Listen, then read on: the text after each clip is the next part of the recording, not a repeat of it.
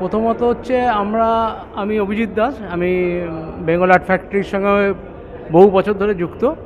তো আমার এখন যে বর্তমান যে পরিস্থিতি চলছে, সেখানে আমাদের কর্ম এবং আমাদের কাজের মাধ্যমে আমরা প্রতিবাদটা করব।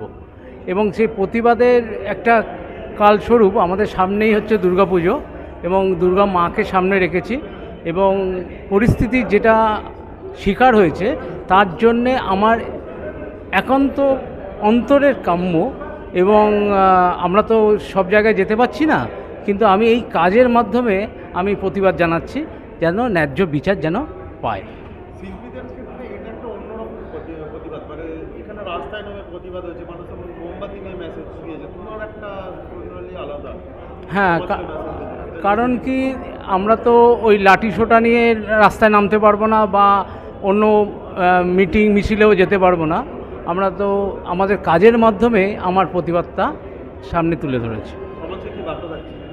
সমাজকে একটাই কথা, যে শান্তিপূর্ণভাবে অপেক্ষা করা, এবং সামনের দিনে আমরা সুবিচার আশা করি।